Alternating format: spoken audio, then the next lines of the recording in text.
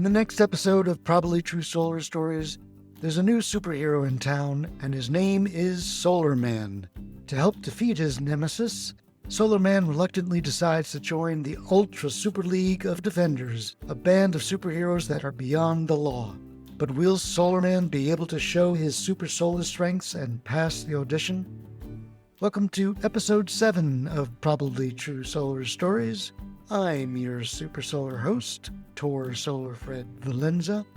I am not a superhero, I'm just your friendly solar narrator who's trying to get solar more into mainstream pop culture. And what's more mainstream pop culture than superheroes?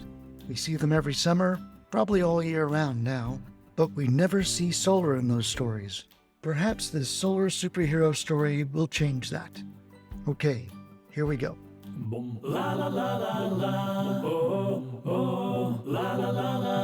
Why Solar Man Joined the Ultra League of Super Defenders by Tor Solarfred Valenza.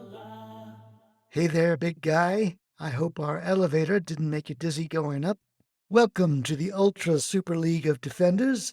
As you probably know, I'm Globe Guardian, but seeing as the mayor told you about our secret lair, you can call me Carl. I'll wipe your memory anyway if you don't pass the audition.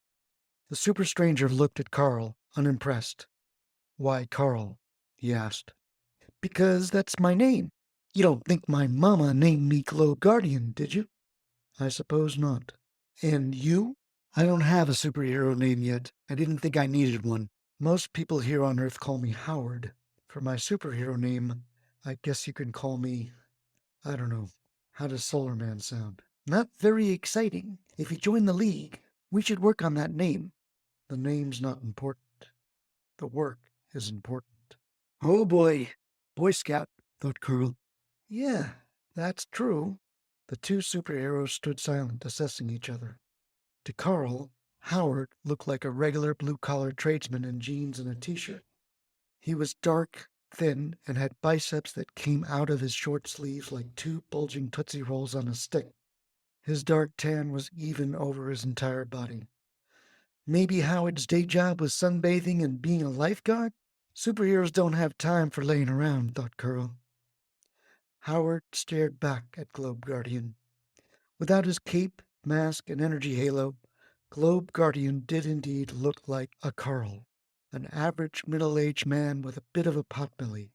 Mark noted a dark shadow around Globe Guardian's eyes. The rest of the skin around Carl's eyes was brighter, making him look like a super raccoon. You should wear sunscreen, Howard said, trying to be helpful. Yeah, the mayor said you know a lot about the sun. I am the sun, said Howard. Oh, that's one I've never heard before. You're part of the sun. Please, have a seat. Carl indicated the chair in front of his desk. The mayor says you could be quite a superhero, except you don't like playing by the rules. I didn't think superheroes had to play by the rules, as long as they're doing good things, Howard said. Yeah, mostly, but you've got to be registered, licensed, tested, and permitted as a legal superhero in order to break the rules. Then you're good to go in any city or any country. Like me. You don't see me getting arrested or fined. Yeah, that's why I'm here. I keep getting delayed and fined. Fined for what? You wouldn't understand. Try me. Installing solar without a license, odd electric code violations. I mean, every one of your cities has its own permitting. Could you Earthlings please just pick one standard? Then it would make installing solar so much faster and less expensive. I don't understand. What do these solar permitting problems have to do with superpowers? Well, it's the least of my powers, but I can install an average-sized residential system in 60 seconds. Except I can't because of my arch-nemesis, the AHJs. The AH who? The authorities having jurisdiction. The fire department, the county building department, the utility. If I can get through all the different requirements and red tape, then I'm the fastest solar installer on the planet. Probably the whole universe, because I don't think solar panels exist anywhere else. But the AHJs, they take so long to approve my plans, and they nitpick about every little code. I'm a PE. I know what I'm doing. A PE? A professional engineer. Not every solar installer has one or needs a PE stamp for every solar design, especially for residential systems. Howard, you lost me. Look, I don't want to explain everything to you. If I can get the league superhero license, then I can install a solar system every 60 seconds, maybe even faster. Howard, may I call you Howie? No. Okay. Howard, no disrespect, but installing solar really fast doesn't sound like much of a superpower to me. We're about defending the innocent, stopping crime, stopping plots to take over the world, stopping terrorists. Yeah, but Carl, if the League really knew anything about science, you'd see that climate change is your biggest arch-nemesis. Let me tell you. But okay, I'm not just a super fast solar installer. It's a side gig, but I stop crime too. Occasionally. Okay, you want this free pass with the AHJs? Tell me how you can stop crime or an evildoer. Well, name a crime. I'll tell you which power I'd use to stop it.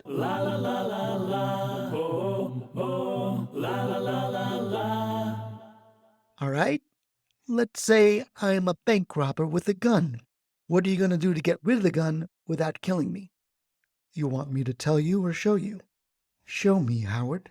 Suddenly, Carl raised a machine gun from under his desk. But before he could pull the trigger, Howard smiled.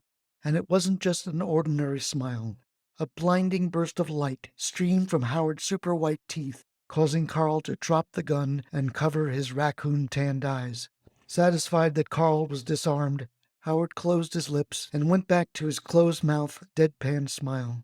Okay, said Carl. Not bad. But if I knew you had that non-killer smile, I could have been wearing sunglasses. The sun has a lot of powers, Howard said. So that's your origin story. You came from the sun. Yes, I grew up as a little photon in and around the sun. Then I saw that you humans were burning too much carbon on Earth, and the sun was causing climate change. I talked to the other photons, but honestly, Carl, they were kind of ambivalent. The sun was going to keep shining with or without humans, so I was the only one who cared. I decided I could use my energy and solar powers to accelerate solar installations, maybe fight a few evildoers, yada yada. But then the AHJs. Right. Okay, that's probably TMI. What other powers you got? Anything the sun's light or heat can do, I can do. For example, now you see me? Suddenly, Howard disappeared. Carl looked around, then felt a tap behind his shoulder. Now you see me again. I move at the speed of light, 186,000 miles per second. Nice. Good for defensive purposes. But what if you need to attack space aliens or someone from the Uber League of Super Meanies? How you going to get them? What do you got for attack weapons? Well, like I said, solar isn't just about light or the photovoltaic effect. I can, I don't know, maybe scald them with solar heated hot liquid? You got hot liquid? Carl pushed his mug of tea forward and dropped in a tea bag. Make me a cup of tea. Howard took the tea mug, opened up his mouth, and hot streaming solar hot water vomited onto Carl's tea bag, filling the cup to the brim. That is disgusting. Can I drink that? You like drinking hot spit? Nope. Then I wouldn't drink that. Besides, it'll burn your tongue. Okay, I'm liking what I'm seeing here, Solar Man. So you can move at the speed of light, you've got shiny, blinding teeth, and you spew scalding hot phlegm. Not just spew. I can spit individual solar hot water bullets. Want to see? No, I don't want to see. Save it for the bad guys. I trust you. Any other powers? Well, let's see. I told you about solar photovoltaics. There's solar hot water. There's also something called concentrated solar power, CSP. CS what? You ever heard of laser beams? My eyes turn into magnified mirrors. Then I can direct superheated ionic photon beams of light at specific targets. Howard walked up to a window behind Carl's desk. That's your car on the side of the cave? Yeah. Mind if I blow it up? A little bit. But go ahead. I'll fly home. Howard nodded, and as he did, his eyeballs converted to mirrors. He glanced at the sun and directed a focused laser beam at Carl's car, which became red and exploded. Howard thought that would end the audition. He turned to Carl, but Carl was far from being impressed. I'm so sorry, my friend. What you think is your power is actually your vulnerability, which is you need the sun. We all need the sun, Carl. I mean, your solar superpowers aren't going to work at night. All anyone needs to do is attack you after sundown, when it's cloudy, when it's raining, snowing. Then you're dead. Case closed. That's too vulnerable for our superhero network. Carl, you have got to be kidding me. You've never heard of batteries? Sure, in my flashlight. Well, I've got batteries. I store extra solar power in my body. Where? Where the sun don't shine. Seriously? Seriously. My cheeks are my battery pack. Enough stored solar power to power a home for 4 months, depending on if you have an EV or not. Okay. Too much information again. You got anything else? Yeah. I understand the League has a band. I can sing. Really? Give me a sample. 5-part harmony. We could use some backup singers. Am I in? Yeah, Solar Man, you're in. Can I start tomorrow? No, sorry. Can't. It's a lot of paperwork, and I'm busting up a terrorist network in Ubernanistan tomorrow. You want in, Howard? No, Curl. Look, if Earth is going to beat climate change, I need to install a solar system every second, not every 60 seconds. Even that may be too little too late. The world needs to electrify everything, and that means we'll need more solar and more wind electricity to power new electric cars, new heat pumps, electric stoves, you name it. It's all going to be electric sooner than later. Carl started to tie on his mask and cape. Howard, I get it. Climate change. It's depressing. But you know what's even more depressing? Uber-Nanistani terrorists threatening to blow up New Jersey. Being from New York, I wouldn't miss it, but others would. Fine, I'll help fight crime part-time. But you've got to understand. I'm joining the League so that I can get past permitting and fight climate change. Then if I have time, evildoers. I get it. But what if I could get the mayor to streamline solar permitting? That would allow other installers to go faster too. It's not just the mayor, it's the entire country, Carl. Every city and every county and every state has different codes and standards. I need the superhero universal ticket so that I can ignore the fines and the paperwork and get more solar installed in any city, any county, any state, or any country. Got it.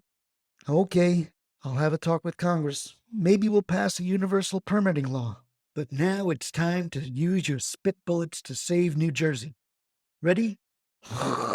Ready. La la la la la, oh, oh, la la la la la. Don't you love Howard? I mean Solar Man. Maybe I should have called him Super Solar Man. But really, all solar installers are my heroes. I can podcast all day and I can send out a press release, but they're the ones on roofs and in solar fields and getting things done. But the AHJs, the permitting and interconnection authorities, they can really slow things down. Part of it is because they're overwhelmed, but the other part is that there are different codes and standards in virtually every city and county in the United States. Solar installations would get done a lot faster and be a lot less expensive if we had national permitting standards. I really hope it doesn't take a superhero to make that happen one day. One other fun fact is that according to the Solar Energy Industries Association, or SEIA, the U.S.'s 255,000 solar workforce is installing the equivalent of a solar system every 60 seconds.